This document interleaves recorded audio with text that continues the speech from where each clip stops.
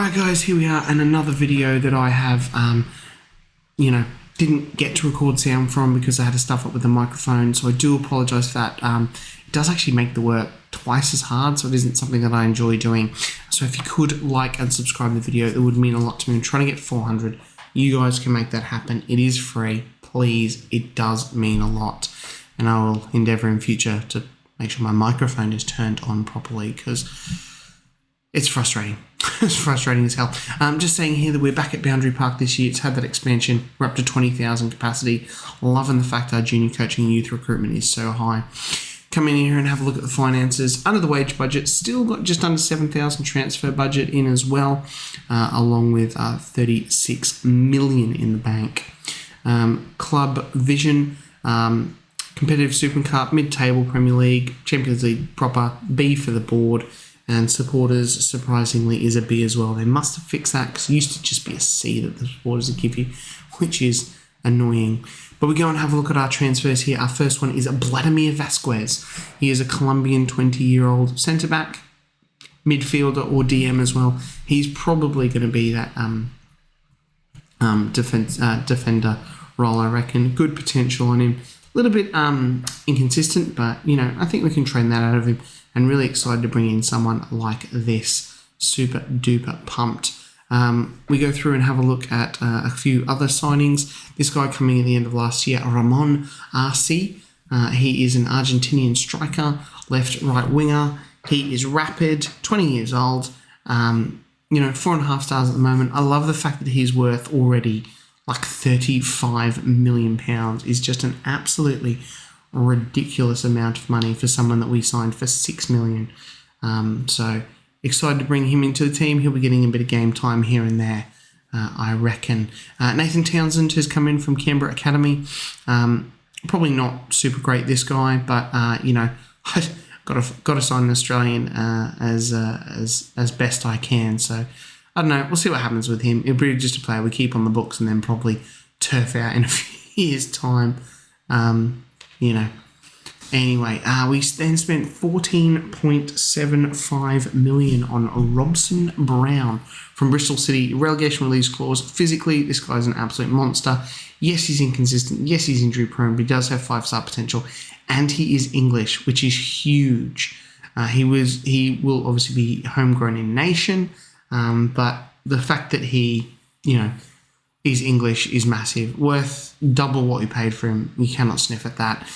Goalkeeper, and now obviously with Shaman Lowe leaving, we've got Raul Maeda. He is Brazilian. Come in. He's in on loan for the moment because he didn't want to do a transfer, but happy to do on loan. 5-star potential. He's consistent, which is awesome for a goalkeeper. Really, really excited for this kid as well. 18 years of age. So he will become homegrown at club if we pull the trigger on that $9 million optional future fee, which I probably will. We then got Juan Jose Camargo in loan from Porto. He's come as a squad player. He's not on a lot of money. We're paying most of his wages, which is easy. Paying a bit for him, but I feel like he's really solid. We do have a future fee, but I think that's about $30 million, which is probably a bit much. But, if we get European football again, we may pull the trigger for that guy because he is good. Another South American young player, that's what you do when you're in the Premier League, you just hoover them up. He's back on loan at Portuguesa, his parent club, as we signed him on a free. He's played a fair few games for them and has pretty decent average rating, this guy. So I love the fact he can play in a variety of positions, but I feel he is definitely some sort of midfielder role there as well. The mentals on the kid are astonishing at 20. That teamwork, work rate, aggression as well, determination.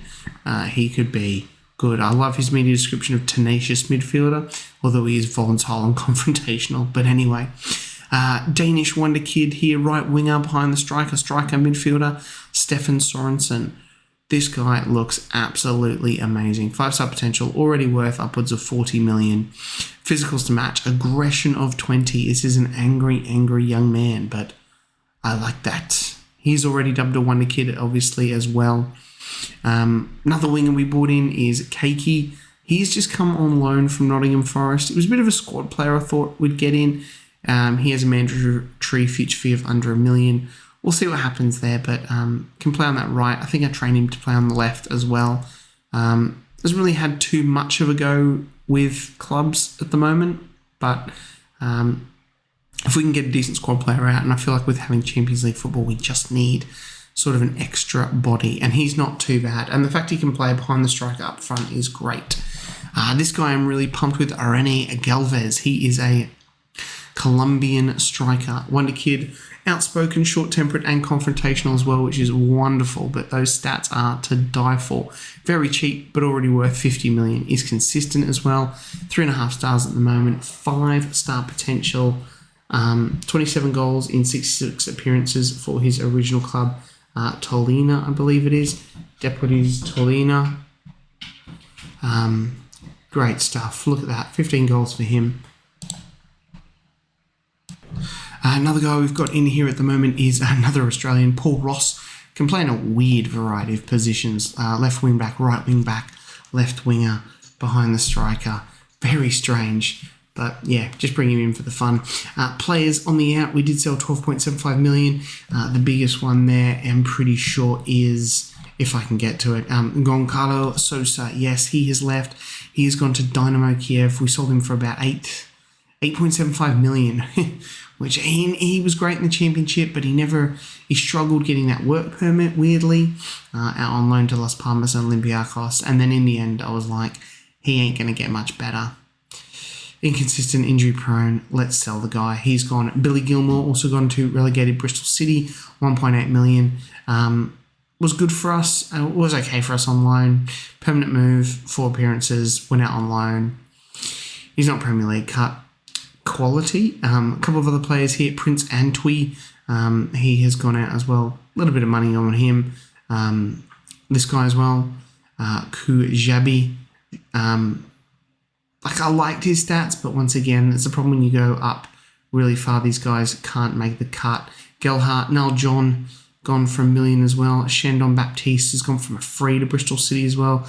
Harrison Ashby as well. A couple of other players there. We let some players go out on loan who are on the fringes. This guy here, Christos Georgiou. Really like this Cypriot guy. We signed him a while ago. He is still tracking at 4-star potential. Injury prone. We signed him from Shamrock Rovers. He's spent 2 seasons out on loan, and really hope we can get that guy a work permit and firing. Other players gone out. Obviously, we've got Clanic, Callum Jones. Niz has gone out to Oxford United. Not sure Niz is going to make the cut. Unfortunately, he's 22 at the moment, rated at 2.5-star potential. His loans are moving up in the league, so I don't know, but we'll see. He's played a lot of games, but unfortunately, I think, Niz, you aren't cut out for life in the Premier League, which is a shame. A couple of other players going out here as well on loan. A lot of other kids and the like. And we have a look at some of the release players. Harrison Dudziak as well. Really disappointed about him. Lewis Brown has gone as well. Teddy Sharman-Lowe we spoke about. Ducko JB out as well. Gary Sanders, the Australian. Lorenzo Catani, who came through our youth academy. Kihindi as well. These guys just, unfortunately, they're just not going to make the cut. They're just not good enough to play in the Premier League, and that is why a lot of them have been released. Obviously, Harrison Dudziak, I had high hopes for him. Really high hopes. Did play 2 games in the Premier League and scored a goal. But unfortunately, he chucked a wobbly and he had to go. In the end, he just had to go. Sharman Lowe as well, being released on a free. I think one I'm really disappointed at is JB. I really wanted more from him, but didn't happen. Friendlies went really, really well. We even drew with Barcelona there, but wins all across the board, which was really good to see. So it's good to see the team gelling. Excited about the UEFA Super Cup against Wolves. Yes, that's a big shot. Wolves won the Champions League. How bizarre is that? Should have made more of a big deal about that. I think I did in the original video. I have edited this down quite a bit to make it a little bit more easier. But we go through the team: Bergstrom, Musa, Foster, Janacek, Lanz, Krisic, Heze, Ida, Hasek, Saramento, and Bruchball. Bruchball. That's a great shot of the roof. Anyway, let's get the game underway. I think we are playing extended highlights. No, I change it back to key, just to key, because I think it's a long video at this point, but It's not long at the moment. I edited some out because you forget what you say, and the first highlight goes absolutely nowhere there as we get the second one here with Wolves. Wolves, yeah, let's talk about more of that. Like, Wolves winning the Premier League is crazy, and not to mention they have signed Marcus Rashford as well. It's bizarre. Like, I'm not saying they're a bad team. They got Eric Garcia in there as well, Bergwijn there as well, but Wolves winning the Premier League is really, really out of left field as we swing in a corner here, but he's headed away. And there's Marcus Rashford almost getting the ball and lands having a pop there as well. God, I am so sunburned. Silly boy. Anyway, Wolves having another pop here. Corner, and this is their first goal. Nathan Collins. Yeah. Disappointing to concede from a set piece as well. I'm pretty annoyed about this, all in all. I don't know why we've got the replay. We don't want to watch that. We get to half-time. We're only 1-0 down. It hasn't been a bad first half. We've had more shots on target, but just not as good. I give a good old team talk as we went straight into the second half. It's just highlight after highlight after highlight in this game here as Wolves with another corner now, but it is head away. Neto lands off the ball there as well, and they get back in, but lands steals the ball there, and the highlight just peters out, and we have another throw in. Newcastle as well won the Premier League 2 times in a row. They won it last year, and Wolves winning the Premier League. That is the world we live in now, as Wolves coming out from the back. As you can see, I still am shocked that Wolves won the Premier League. It's the Champions League. Janusek on the ball now, goes back to Foster. Janusek playing a little 1-2s here. They find the Mexican wonder kid, lands down the left, cuts it inside to Bruce Ball. Finds Sarmiento. Nice little play here, Hasek, but Hasek doesn't have the pace to get there. And as you can see, I am absolutely gutted about that, as Wolves now try and spring a quick counter-attack through Rashford and Bergwijn, and they do Rashford, and it is Conor Gallagher with his third goal of this. Has he got his third goal of the season? That's got to be a mistake, because this is literally the first goal. And the dog in the background there as well, making a cameo appearance as I make some substitutions here with the team that is really playing quite ordinary at the moment, as we take off Heze and Sarmiento and bring on Sorensen and Lafiti, as I and ah about some other ones, and we do bring on René Galvez for Bruce Ball. But then, how good is this? How good is this? Literally, Lafiti has come on and been on for, I think I work it out in the end, it's, I don't know, a couple of minutes. Literally a couple of minutes, and then he goes straight into the back of someone and gets sent off. And then I have real trouble moving Hasek into the central midfield role, because technically Lafiti is still there, but it's just, it's so annoying. You make a substitution like that to try and change the game, and he just plows straight into the back of someone and just takes them out. It's frustrating and annoying. And we are 2-0 down with 60 minutes on the clock, down to 10 men, and that shot from Sorensen, that kind of sums up our day.